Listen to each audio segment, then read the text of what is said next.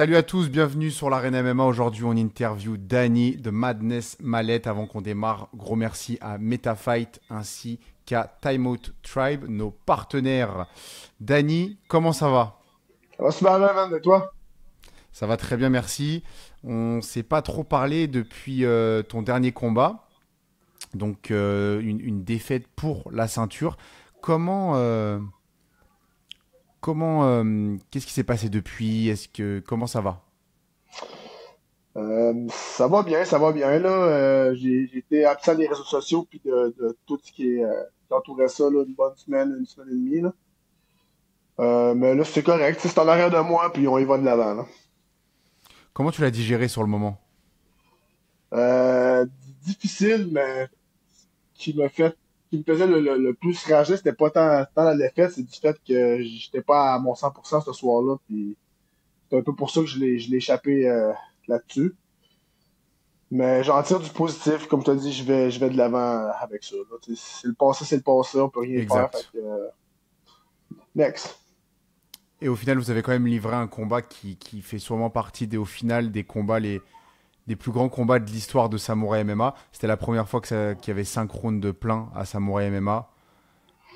Franchement, c'était un très beau combat.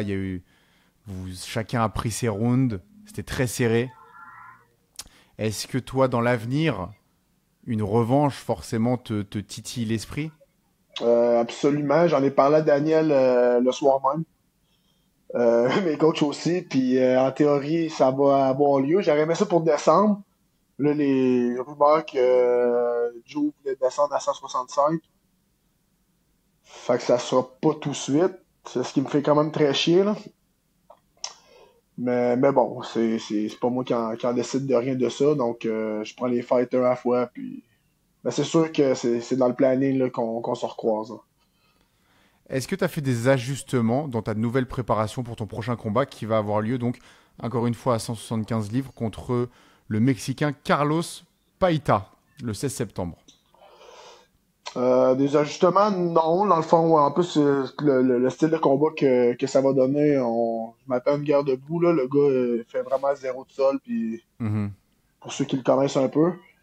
Puis comme je t'ai dit, je vais faire ce que j'ai pas fait à mon dernier combat, c'est juste me laisser aller, là, comme j'avais dit à mon coach. J'ai dit, bon, je me bats le 16, ok, tu vas ça rapide. Puis j'ai dit, là, parlez-moi pas de plan de match, je m'en vais me battre. That's it. Ouais. C'est ça, là. Il n'y a pas de plan de match, il n'y a pas fuck all, je rentre, puis je me laisse aller comme j'ai envie de le faire, là, that's it, là. Tu vas être plus à l'aise comme ça que de penser, juste laisser le corps dicter. Ouais, c'est ça exactement. Je me présente dans le cage, puis je m'en vais me battre. That's it, là. C'est pas de plan de match, faut faire ci, ça comme ça, non. Je m'en vais échanger du cuir, puis ça va se passer comme que j'ai envie que ça se passe, là.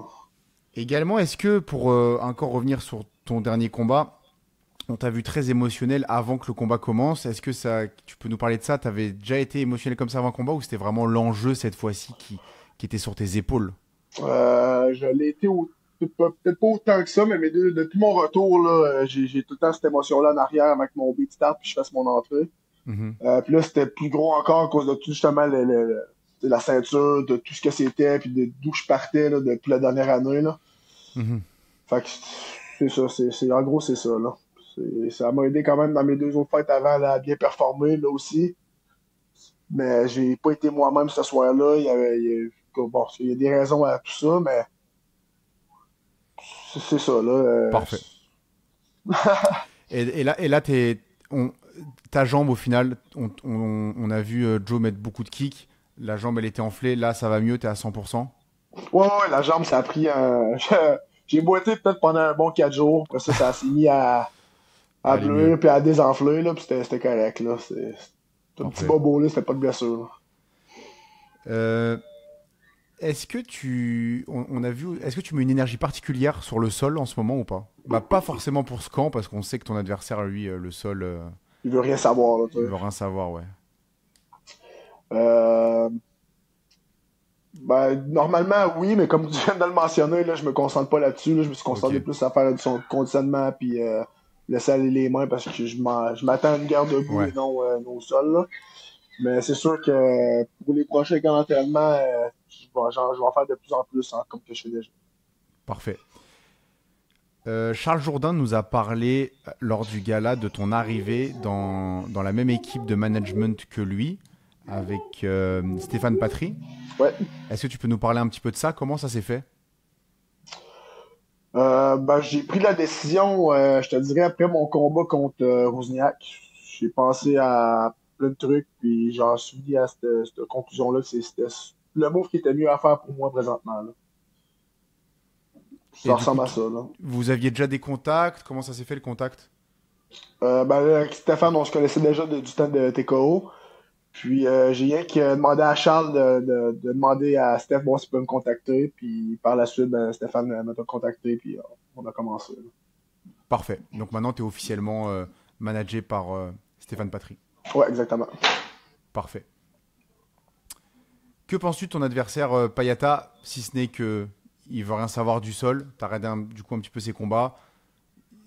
Il est quand même debout, il envoie quand même debout.